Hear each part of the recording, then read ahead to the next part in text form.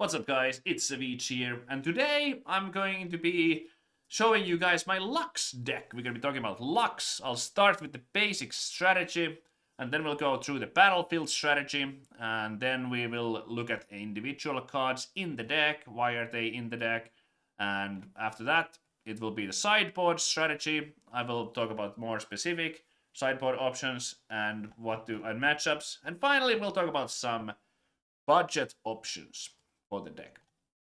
Alright, let's get to it. So, Lux. Lux is often overlooked. It is one of the Proving Grounds champions. And it's a character that many want to play, but they feel maybe like, oh, like maybe it's not that powerful. But it's actually pretty decent, and it's very unique in the way that it plays.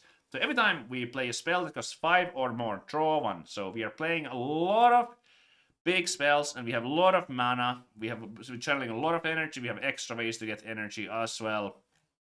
We are playing the seals to keep our energy intact. We are mostly paying power costs. It will be mostly blue, so we have 3 seals. We also have 3 energy conduits to provide us with some extra energy, and obviously Lux itself also can give us energy.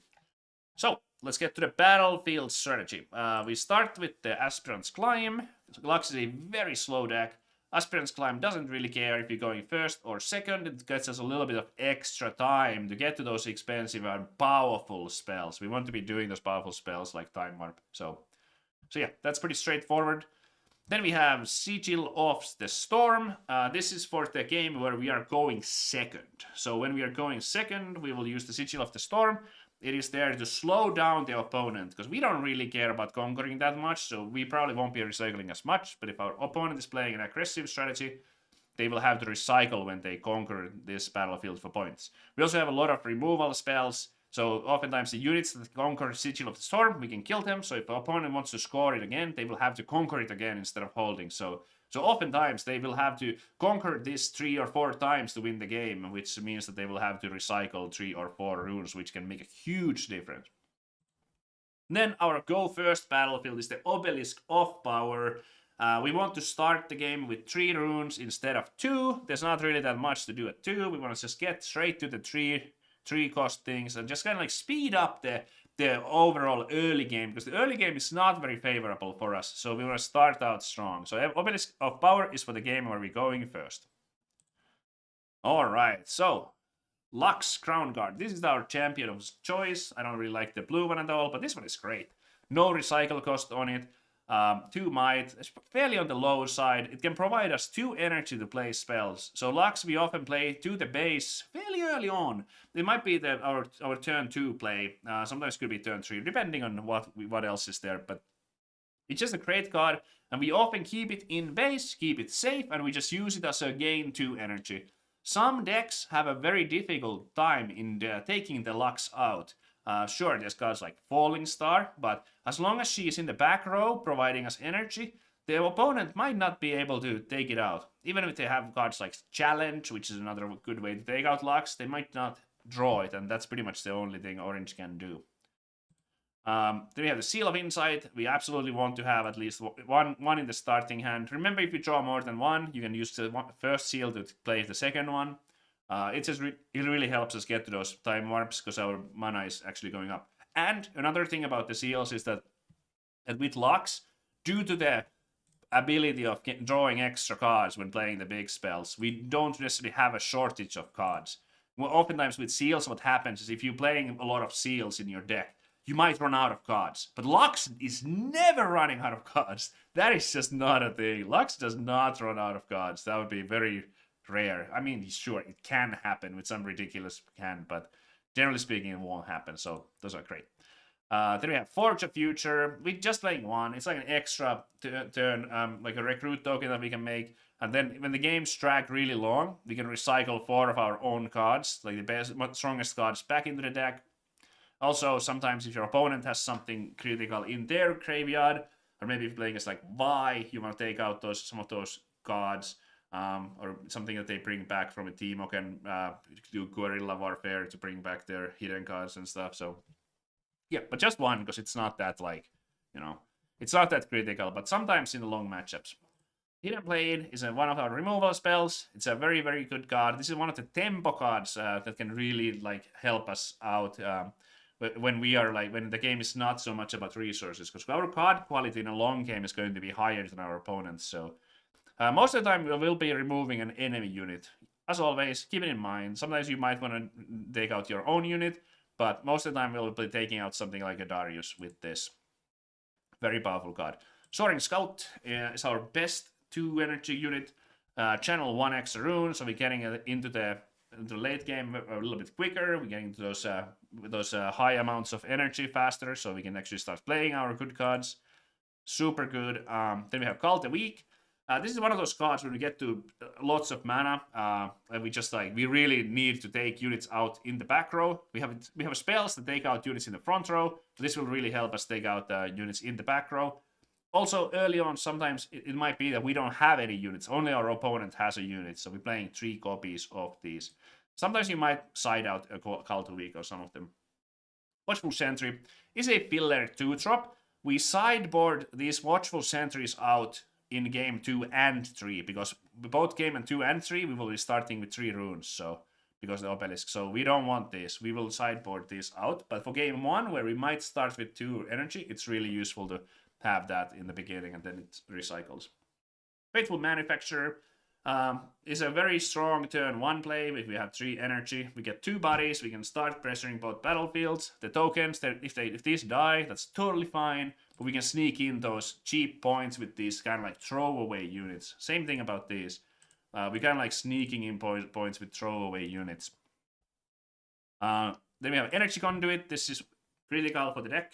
This is often what we want to be doing on turn 1 if we don't have the Manufacturer, or if they're playing a slower deck.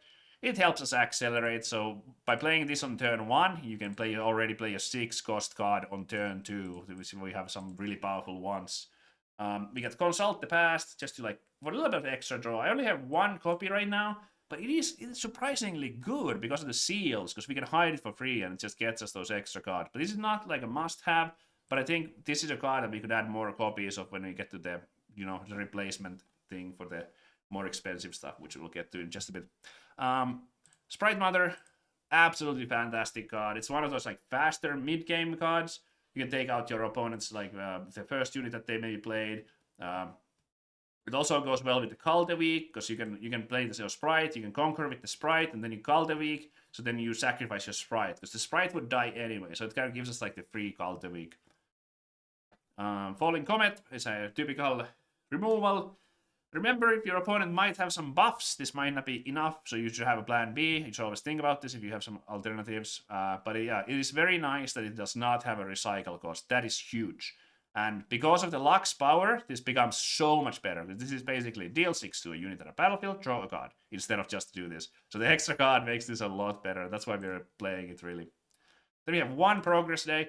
Savjz, we are already drawing so many cards. No, we're not drawing all the cards. We want to draw them all, and it's not that hard to squeeze this in. It's actually really fun, drawing 5, and then after that we have all kinds of options, like hiding cards, and we have this cheap removal of Hidden Blades and Cult a Weeks. These are really the type of cards that the turn after this, when we have 8 or so, they can really, really help us out. It also helps us get our 1 copy of, Thousand Tail Watcher, 1 copy of Blast of Power, so all these are one-offs are going to be easier to find. Blast of Power, kill a unit at a battlefield. I'm just playing 1 right now because we have so many other ways to also kill units at battlefields. But a lot of them are tied to this is deal 6 damage, and these are deal 6 damage. And sometimes they have something that's bigger, and maybe we don't have our Hidden Blades, and maybe Cult a Week is going to kill the wrong one. So it's been quite useful to have 1 of these. It's never felt bad to draw. There is a Singularity, one of the best cards in the deck because it hits back row. It's not just to units at battlefields, but it also kills units from the back row. And oftentimes, when your opponent will be scoring a decent amount of points in the early game, because our early game is so slow, because we don't really have very powerful units for early game. So so this is kind of the type of card that lets us kind of turn things around and start having game go in our favor. Because we can often deal with units at the battlefield, but this also lets us deal with units in the back row, and it is such an important thing. So Singularity 2 for 1, hits back row, just a fantastic card. So we're playing 3 copies. Recruit the Vanguard, play 4 1 might recruit tokens. So these are the kind of like the shitters, you know, like just like these, where we using these mostly to just get those cheap conquerors, because we remove their units with the spells, and then we just sneak in a silly small recruit, because it doesn't matter if you have 100 might or 1 might, it still scores 1 point. And it's an action speed, so sometimes you can play it on your opponent's turn. Maybe there's no falling comet that you needed to cast, so you do the recruit instead. Yeah, and it also draws a card, so another important thing to remember about this one. Then we have Thousand Tail Watcher, because, you know, Thousand Tail Watcher, it helps. It's an additional thing that you can do. You can get your tokens to trade better if you had some tokens from before, and also it can obviously conquer by itself. We'll have only 1 copy because we have so much card draw, and we have a lot of other big things to play, so it's not always that we want to do Watcher as powerful as it is. Last but not least, 3 copies of Time Warp. This is the deck to Time Warp with. We have those extra energy for blue. We got the extra energy here and here. We got the seals, so that seals really help us preserve those blue energy, so we actually can do this, and we can do it multiple times in a row. If we didn't have seals or conduits, it would be impossible to Time Warp twice, but we can actually do it twice by saving and having the extra energy. So yeah, that's quite often what we're doing. We find an empty battlefield and then we Time Warp once or twice. It's just a really, really strong play.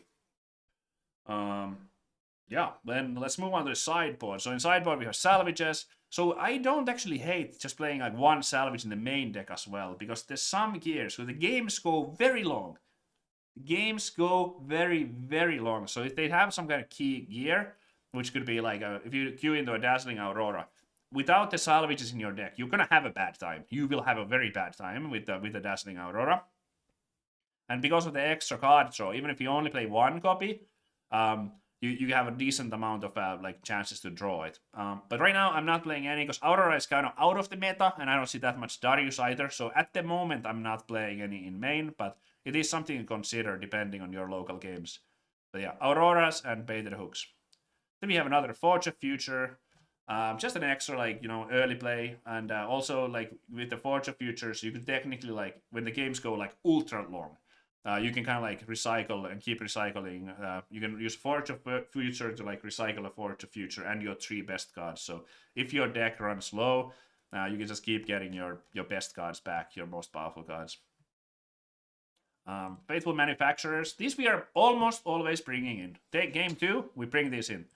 We take out the Watchful Sentries, and we always bring these in. It's just like, we don't really need this Watchful Sentries. You can also take out the Soaring Scout, but Watchful Sentries are like the weaker 2-drops, because we don't have shortage of cards, but we do want all the runes. So yeah, we bring these in when we know that we will have 3 energy going in. Finally, but not least, last but not least, Imperial Decrees against any hold deck, like anything that your opponents is utilizing any kind of hold strategy, or maybe they're playing Aurora, whatever, against Aurora, that's pretty good as well. I could almost even see this like playing at least 1 copy in the main deck, but I'm not doing that right now because we have so many other ways to kill units at battlefield right now. We just have a lot of removal already, but this is an extremely powerful card when you combine it with things like Recruit the Vanguard. Maybe you recruit the Vanguard on your opponent's turn as an action speed, and then the next turn you go for Imperial Decree, and then your 1/1s are just going to get you the dub. You know, you can just conquer both battlefields. All right, so let's get into the replacements. So the cards that we need to replace, I'll do my best. This is going to be a little bit tricky, but Time Warps, we can play without Time Warps. What I would do then, we would add something as powerful. Maybe like Dr. Mundos. We want powerful cards that help us win the game. So we need win condition units. Other Thousand Tail Watchers would be good, but that's also an expensive card. So maybe like play some Dr. Mundos. You can also consider other very large size units. Like there's the 8-cost yellow one that says kill a unit. So those are pretty good. Yeah, some mix of those. Just play the big guys. Play big guys instead of this. Same here. So we could do like 2 Mundos and two, what is it called? Oh my god, the bird. But yeah, the bird that kills a unit. That's what we want. And then anything else? These seals are also epic, but unfortunately these are a little bit tricky to replace. At least all three. You could maybe get away with like replacing one or something. Maybe we would try to play like second Lux to get some extra energy if you have more than one copy of Lux. But we do want to have more energy. And then we're gonna play maybe like Jeweled Colossus or something mid-size. So Consult the Past. Yeah, Consult the Past are good. So yeah, if we don't have these, I guess we'll just go like Consult the Past and maybe an extra Lux. That's it. Thanks for watching, guys. See ya.